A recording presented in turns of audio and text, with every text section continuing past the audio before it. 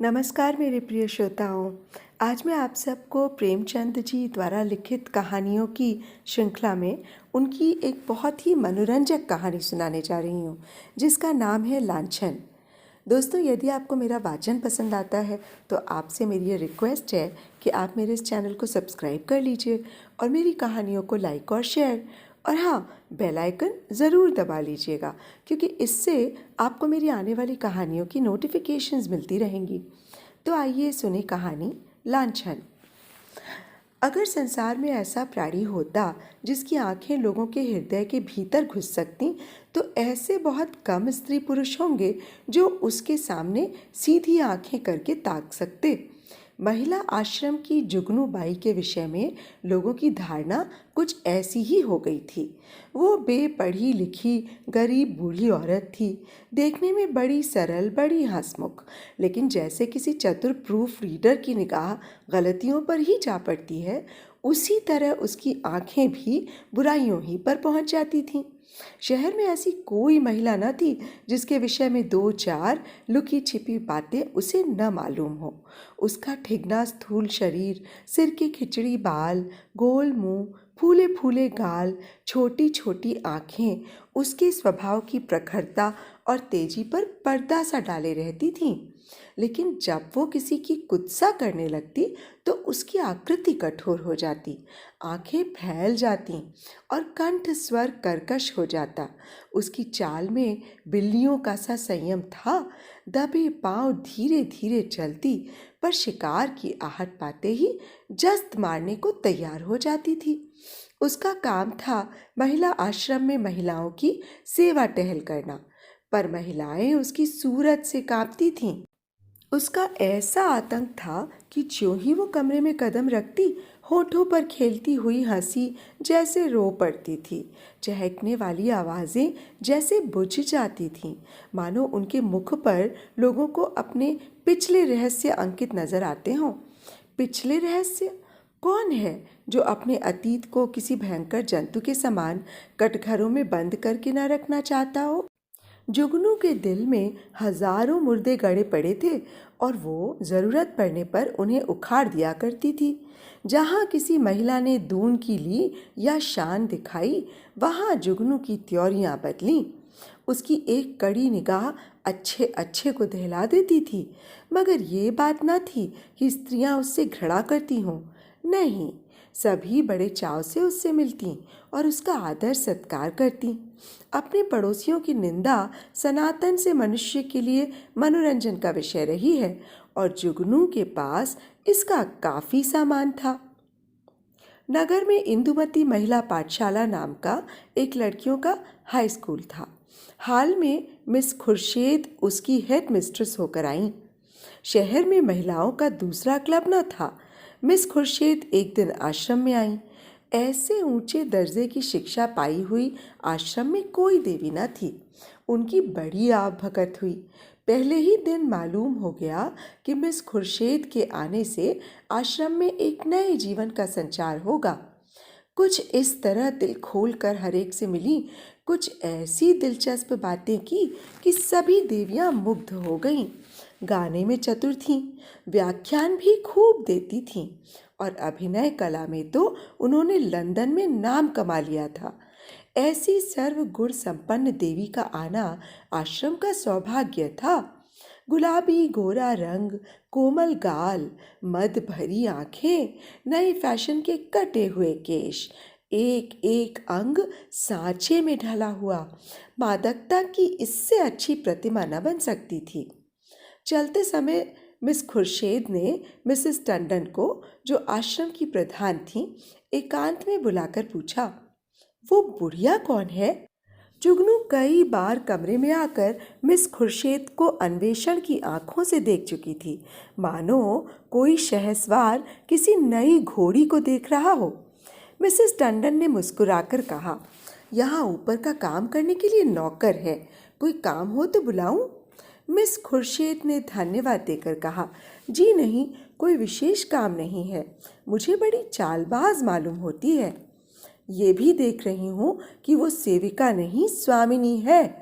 Mrs Tandon तो जुगनू से जली बैठी ही थी। इनके वैधव्य को लांछित करने के लिए वो उन्हें सदा सुहागिन कहा करती थी।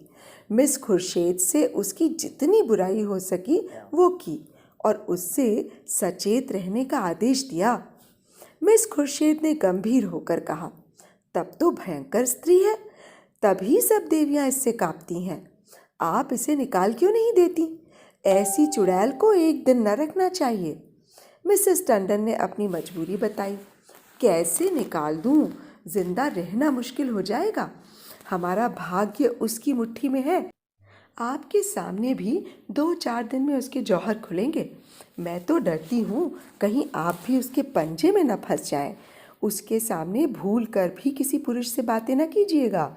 इसके गोयंदे न जाने कहाँ कहाँ लगे हैं। नौकर से मिलकर भेद ये ले, डाकिये से मिलकर चिट्ठियाँ ये देखे, लड़कों को फुसलाकर घर का हाल ये पूछे। इस राण को खुफिया पुलिस में जाना चाहिए था, यहाँ न जाने क्यों आ मरी। मिस खुर्शीद चिंतित हो गई, मानो इस समस्या को हल करने की फिक्र में हो। एक क्षण बाद बोली, अच्छा, मैं इसे ठीक करूँगी। अगर न निकाल दूँ तो कहना। मिसेस टंडन, निकाल देने से ही क्या होगा? उसकी जबान तो न बंद होगी, तब तो वो और भी निडर होकर कीचड़ फेंकेगी। मिस खुर्शीद ने निश्चिंत स्वर में कहा, मैं उसकी जुबान भी बंद कर दूंगी बहन, आप देख लीजिएगा।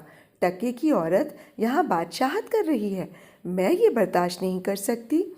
वो चली गई तो मिसेस टंडन ने जुगनू को बुलाकर कहा, इस नई मिस साहब को देख, यहाँ प्रिंसिपल है। जुगनू ने द्वेष भरे स्वर में कहा, आप देखें, मैं ऐसी सैकड़ों छोकरियाँ देख चुकी हूँ, आंखों का पानी जैसे मर गया हो। मिसेस टंडन धीरे से बोली, तुम्हें कच्चा ही खा जाएंगी, उससे डर के रहना। कह गई है कि मैं इसे ठीक करके छोड़ूंगी। मैंने सोचा तुम्हें चिता दूं, ऐसा ना हो उसके सामने कुछ ऐसी वैसी बातें कह बैठो। जुगनू ने मानो तलवार खींचकर कहा, मुझे चेताने का काम नहीं, उन्हें चेता दीजिएगा। यहाँ का आना न बंद कर दूं तो अपने बाप की नहीं। वो घूमकर दुनिया देख आई है तो मैं यहाँ घर बैठे दुनिया देख चुकी हूँ। मिसेस टंडन ने पीठ ठोकी, मैंने समझा दिया भाई, आगे तुम जानो, तुम्हारा काम जाने। जुगनू, आप चुपचाप देखती जाइए कैसा तिगनी का नाच नचाती हूँ। इसने अब तक ब्याह क्यों नहीं किया? उम्र तो 30 के लगभग होगी। मिसेस टंडन ने रद्दा जमाया। कहती है मैं शादी करना ही नहीं चाहती, किसी पुरुष के हाथ क्यों अपनी आज़ादी बेचूं? जुगनू ने आंखें नचाकर कहा, कोई पूछता ही ना होगा, ऐसी बहुत सी कुआरियाँ देख चुकी हूँ, 70 चूहे खाकर बिल्ली चली हज को। और कई लौंडियाँ आ गईं और बातों का सिलसिला बंद हो गया। दूसरे दिन सवेरे जुगनू मिस खुर्शीद के बंगले पर पहुंची। मिस खुर्शीद हवा खाने गई हुई थी। खानसामा ने पूछा, कहाँ से आती हो? जुगनू, यहीं रहती हूँ बेटा। मेम साहब कहाँ से आई हैं? तुम तो इनके पुराने नौकर होगे। खानसामा, नागपुर से आई हैं, मेरा घर भी वहीं है, 10 साल से इनके साथ हूँ। जुगनू, किसी ऊंचे खानदान की होंगी, वो तो रंग ढंग से ही मालूम होता है। खानसामा, खानदान तो ऐसा कुछ ऊंचा है नहीं, हाँ तकदीर की अच्छी हैं। इनकी माँ अभी तक मिशन में 30 रुपए पाती हैं। ये पढ़ने में तेज थी तो वजीफा मिल गया, विलायत चली गई, बस तकदीर खुल गई। अब तो अपनी माँ को भी बुलाने वाली हैं, लेकिन वो बुढ़िया शायद ही आए। ये गिरजे विरजे नहीं जाती ना, इससे दोनों में पटती नहीं। जुगनू, मिजाज की तेज मालूम होती है। खानसामा, नहीं, यूँ तो बहुत नेक है, गिरजे नहीं जाती बस। तुम क्या नौकरी की तलाश में हो? करना चाहो तो कर लो, एक आया रखना चाहती हैं। जुगनू, नहीं बेटा, मैं अब क्या नौकरी करूँगी। इस बंगले में पहले जो मेम साहब रहती थी वो मुझ पर बड़ी निगाह रखती थी। मैंने समझा चलूँ नई मेम साहब को आशीर्वाद दे आऊँ। खानसामा, ये आशीर्वाद लेने वाली मेम साहब नहीं है, ऐसों से तो बहुत चिढ़ती हैं। कोई मंगता आया और उसे डांट बताई, कहती हैं बिना काम किए किसी को जिंदा रहने का हक नहीं है। भला चाहती हो तो चुपके से राह लो। जुगनू, तो ये कहो कि इनका कोई धर्म कर्म नहीं, फिर भला गरीबों पर क्यों दया करने लगी? जुगनू को अपनी दीवार खड़ी करने के लिए काफ़ी सामान मिल गया। नीच खानदान की हैं, माँ से नहीं पटती, धर्म से विमुख हैं। पहले धावे में इतनी सफलता कुछ कम न थी। चलते चलते खानसामे से इतना और पूछा, इनके साहब क्या करते हैं? खानसामा ने मुस्कुराकर कहा, अरे इनकी तो अभी शादी ही नहीं हुई। जुगनू ने बनावटी आश्चर्य से कहा, अरे अब तक ब्याह ही नहीं हुआ? हमारे यहाँ तो दुनिया हंसने लगे।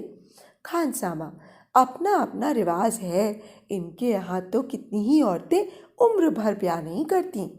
जुगनू ने मार्मिक भाव से कहा, ऐसी कुंवारियों को मैं बहुत देख चुकी। हमारी बिरादरी में तो कोई इस तरह रहे तो थोड़ी थोड़ी हो जाए, मुदा इनके यहाँ जो जी में आए करो, कोई नहीं पूछता।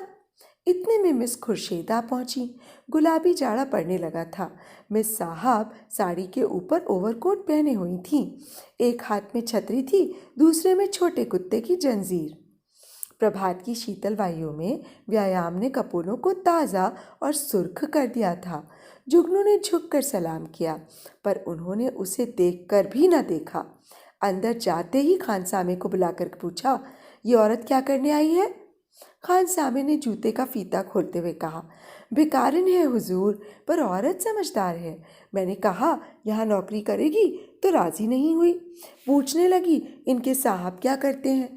जब मैंने बता दिया तो इसे बड़ा ताज्जुब हुआ, और होना ही चाहिए। हिंदुओं में तो दुधमुहे बालकों तक का विवाह हो जाता है। खुर्शीद ने जांच की, और क्या कहती थी? और तो कोई बात नहीं हुई हुजूर। अच्छा, उसे मेरे पास भेज दो। जुगनू ने ज्यों ही कमरे में कदम रखा, मिस खुर्शीद ने कुर्सी से उठकर उसका स्वागत किया। आइए माँ जी, मैं ज़रा सैर करने चली गई थी। आपके आश्रम में तो सब कुशल है? जुगनू एक कुर्सी का तकिया पकड़कर खड़ी खड़ी बोली, कुशल है मिस साहब। मैंने कहा आपको आशीर्वाद दे आऊं। मैं आपकी चेरी हूँ, जब कोई काम पड़े मुझे याद कीजिएगा। यहाँ अकेले तो हुजूर को अच्छा न लगता होगा। मिस, मुझे अपने स्कूल की लड़कियों के साथ बड़ा आनंद मिलता है। वो सब मेरी ही तो लड़कियाँ हैं। जुगनू ने मात्र भाव से सिर हिलाकर कहा, ये ठीक है मिस साहब, पर अपना अपना ही है, और दूसरा अपना हो जाए तो अपनों के लिए कोई क्यों रोए? सहसा एक सुंदर सजीला युवक रेशमी सूट धारण किए, जूते चरमर करता हुआ अंदर आया। मिस खुर्शीद ने इस तरह दौड़कर प्रेम से उसका अभिवादन किया, मानो जामे में फूल ही न समाती हों। जुगनू उसे देखकर कोने में दुबक गई। खुर्शीद ने युवक से गले मिलकर कहा, प्यारे, मैं कब से तुम्हारी राह देख रही हूँ। जुगनू से, माँ जी आप जाएं, फिर कभी आना। ये हमारे परम मित्र विलियम किंग हैं। हम और ये बहुत दिनों तक साथ साथ पढ़े हैं। जुगनू चुपके से खिसक कर बाहर आ गई। खानसामा खड़ा था। पूछा, ये लौंडा कौन है? खानसामे ने सिर हिलाया, मैंने तो इसे आज ही देखा है। शायद अब कुंवारेपन से जी उबा। अच्छा तहरदार जवान है। जुगनू, दोनों इस तरह टूटकर गले मिले हैं कि मैं तो लाज के मारे गड़ गई। ऐसा चूमा चाटी तो जोरू खसम में भी नहीं होती। दोनों लिपट गए। लौंडा तो मुझे देखकर कुछ हिचकता था, पर तुम्हारी मिस साहब तो जैसे मतवाली हो गई थी। खानसामे ने मानो अमंगल के आभास से कहा, मुझे तो कुछ बेढब मामला नजर आता है। जुगनू तो यहाँ से सीधे मिसेस टंडन के घर पहुंची। इधर मिस खुर्शीद और युवक में बातें होने लगी। मिस खुर्शीद ने कह कहा मारकर कहा, तुमने अपना पार्ट खूब खेला लीला। बुढ़िया सचमुच चौंधी आ गई। लीला, मैं तो डर रही थी कि कहीं बुढ़िया भाप न जाए। मिस खुर्शीद, मुझे विश्वास था वो आज ज़रूर आएगी। मैंने दूर से ही उसे बरामदे में देखा और तुम्हें सूचना दी। आज आश्रम में बड़े मज़े रहेंगे। जी चाहता है महिलाओं की कनफुसकियाँ सुनती। देख लेना, सभी उसकी बातों पे विश्वास करेंगी। लीला, तुम भी तो जानबूझकर दलदल में पाँव रख रही हो। मिस खुर्शीद, मुझे तो अभिनय में मज़ा आता है, दिल लगी रहेगी। अरे बुढ़िया ने बड़ा जुल्म कर रखा है, ज़रा उसे सबक देना चाहती हूँ बस। कल तुम इसी वक्त इसी ठाट से फिर आ जाना। बुढ़िया कल फिर आएगी, उसके पेट का पानी ना हजम होगा। नहीं, ऐसा क्यों? जिस वक्त वो आएगी ना मैं तुम्हें खबर कर दूंगी। बस तुम छैला बनी हुई पहुंच जाना। आश्रम में उस दिन जुगनू को दम मारने की फुर्सत न मिली। उसने सारा वृत्तांत मिसेस टंडन से कहा। मिसेस टंडन दौड़ी हुई आश्रम पहुंची और अन्य महिलाओं को खबर सुनाई। जुगनू उसकी तस्दीक करने के लिए बुलाई गई। जो महिला आती वो जुगनू के मुंह से ये कथा सुनती। हर एक रिहर्सल में कुछ न कुछ रंग और चढ़ जाता। यहाँ तक कि दोपहर होते होते सारे शहर के सभ्य समाज में वो खबर गूंज उठी। एक देवी ने पूछा, वो युवक है कौन? मिसेस टंडन, सुना तो है कि उसके साथ का पढ़ा हुआ है। दोनों में पहले से कुछ बातचीत रही होगी। वही तो मैं कहती थी कि इतनी उम्र हो गई, ये कुंवारी कैसे बैठी है? अब कलई खुली। जुगनू, और कुछ हो ना हो, जवान तो बाका है। टंडन, ये हमारी विद्वान बहनों का हाल है। जुगनू, मैं तो उसकी सूरत देखते ही ताड़ गई थी। धूप में बाल सफ़ेद नहीं किए हैं। टंडन, कल फिर जाना। जुगनू, कल नहीं, मैं आज रात ही को जाऊंगी। लेकिन रात को जाने के लिए कोई बहाना ज़रूरी था। मिसेस टंडन ने आश्रम के लिए किताब मंगवा भेजी। रात को 9 बजे जुगनू मिस खुर्शीद के बंगले पर जा पहुंची। संयोग से लीलावती उस वक्त मौजूद थी। बोली, बुढ़िया तो 72 पीछे पड़ गई। मिस खुर्शीद, मैंने तुमसे कहा था ना, उसके पेट में पानी न बचेगा।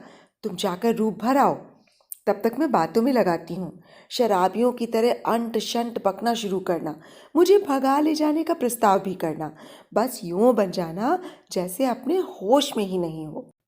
लीला मिशन में डॉक्टर थी। उसका बंगला भी पास ही था।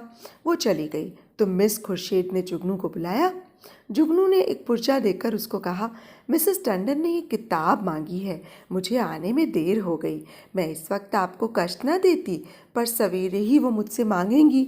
हज़ारों रुपए महीने की आमदनी है मिस साहब, मगर एक एक कौड़ी दांत से पकड़ती हैं। इनके द्वारे पर भिखारी को भी भीख नहीं मिलती। मिस खुर्शीद ने पुर्जा देखकर कहा, इस वक्त तो ये किताब नहीं मिल सकती, सुबह ले जाना।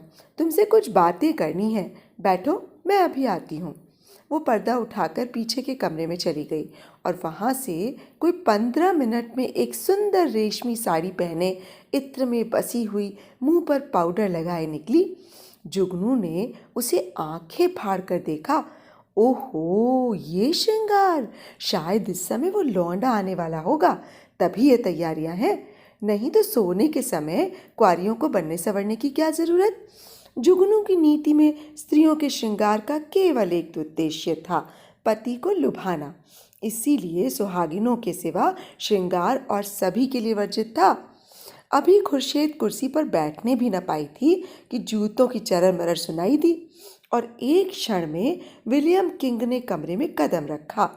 उसकी आंखें चढ़ी हुई मालूम होती थीं और कपड़ों से शराब की गंध भी आ रही थी। उसने बेधड़क मिस खुर्शीद को छाती से लगा लिया और बार बार उसके कपोलों का चुंबन लेने लगा। मिस खुर्शीद ने अपने को उसके कर पाश से छुड़ाने की चेष्टा करके कहा, चलो हटो, शराब पी कर आए हो। किंग ने उसे और चिमटाकर कहा, आज तुम्हें भी पिलाऊंगा प्रिय, तुमको पीना होगा, फिर हम दोनों लिपट कर सोएंगे। नशे में प्रेम कितना सजीव हो जाता है, इसकी परीक्षा कर लो। मिस खुर्शीद ने इस तरह जुगनू की उपस्थिति का उसे संकेत किया कि जुगनू पर नज़र पड़ जाए, पर किंग नशे में मस्त था, जुगनू की तरफ देखा ही नहीं। किंग, इतने दिनों से चोरों की तरह आया हूँ, आज से मैं खुले खजाने आऊँगा। खुर्शीद, तुम तो पागल हो रहे हो, देखते नहीं हो कमरे में कौन बैठा हुआ है? किंग ने हक पका कर जुगनू की तरफ देखा और झिझक कर बोला, ये बुढ़िया यहाँ कब आई? तू यहाँ क्यों आई बुढ़ी? शैतान की बच्ची, यहाँ भेद लेने आती है, हमको बदनाम करना चाहती है। मैं तेरा गला घोंट दूंगा।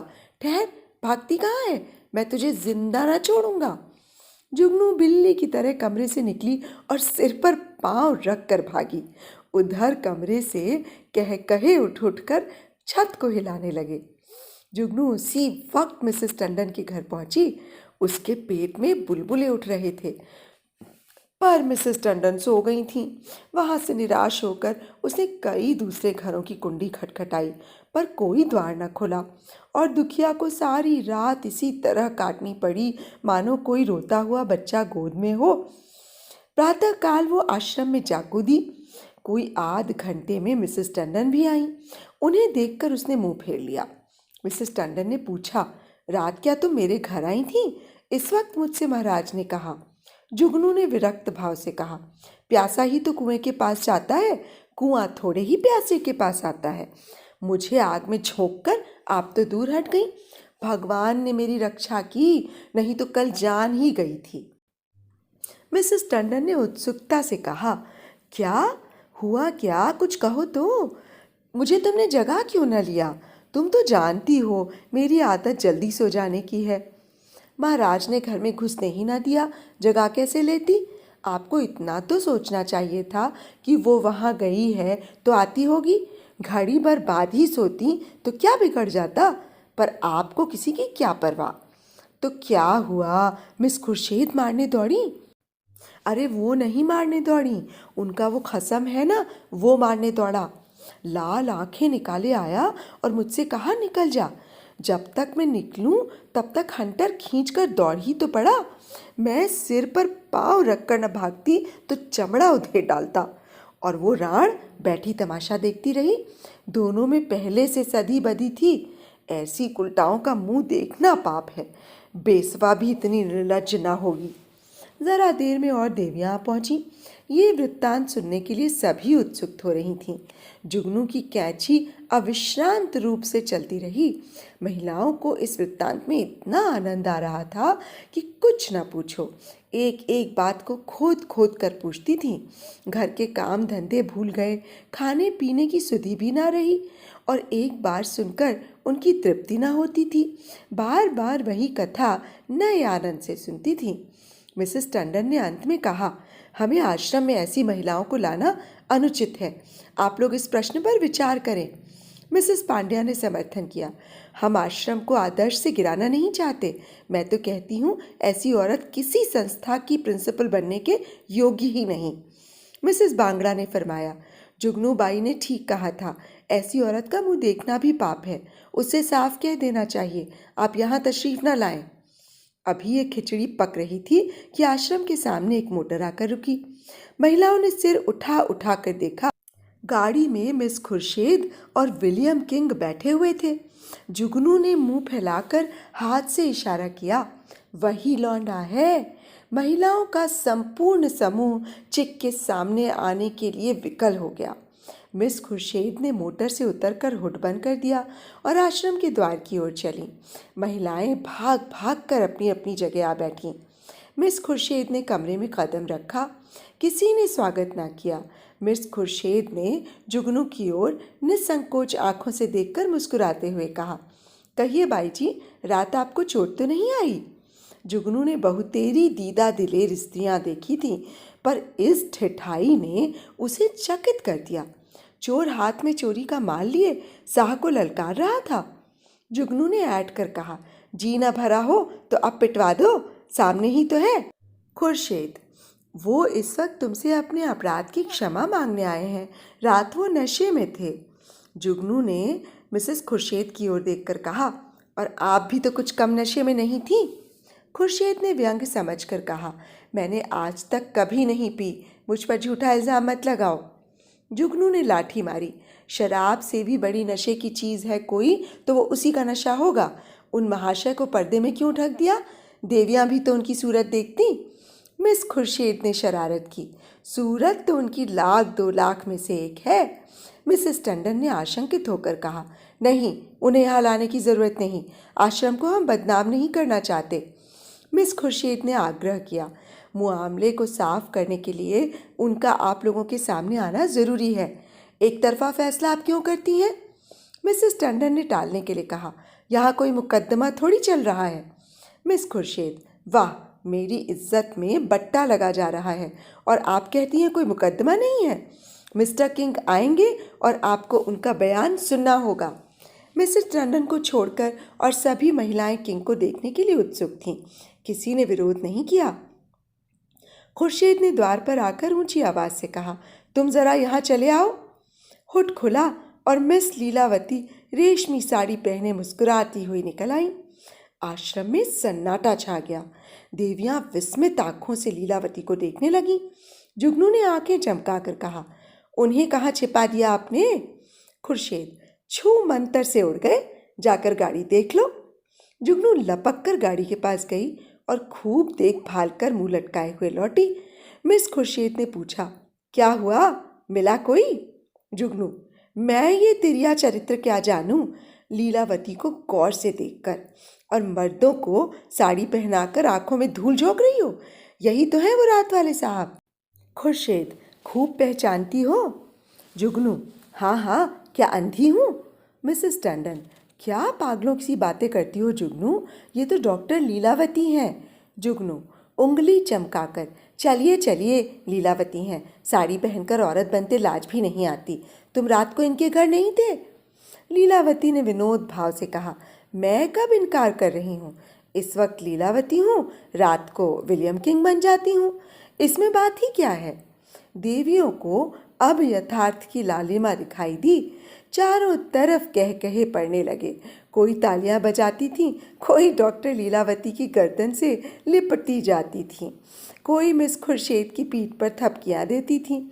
कई मिनट तक ये सब हुल्लड़ मचता रहा। जुगनू का मुंह उस लालिमा में बिल्कुल जरा सा निकल आया, जुबान बंद हो गई। ऐसा चरका तो उसने कभी न खाया था, इतनी जलील कभी न हुई थी। मिसेस मेहरा ने डांट बताई, अब बोलो दाई, लगी मुंह में काली की नहीं? मिसेस बांगड़ा, इसी तरह सबको बदनाम करती है। लीलावती, आप लोग भी तो जो ये कहती हैं उस पर विश्वास कर लेती हैं। इस हड़बोंग में जुगनू को जाते किसी ने न देखा। अपने सिर पर ये तूफान उठते देखकर उसने चुपके से सरक जाने में ही अपनी भलाई समझी। पीछे के द्वार से निकली और गलियों गलियों भागी। मिस खुर्शीद ने कहा, जरा उससे पूछो मेरे पीछे क्यों पड़ गई थी? मिसेस टंडन ने पुकारा, पर जुगनू कहाँ? तलाश होने लगी। जुगनू गायब। उस दिन से शहर में फिर किसी ने जुगनू की सूरत नहीं देखी। आश्रम के इतिहास में ये मामला आज भी उल्लेख और मनोरंजन का विषय बना हुआ है। तो अभी आप सुन रहे थे प्रेमचंद जी द्वारा लिखित कहानी लांछन। दोस्तों, आपको कहानी और मेरा वाचन कैसा लगा मुझे कमेंट बॉक्स में अवश्य बताइएगा। तो अब मुझे इजाज़त दीजिए। नमस्कार।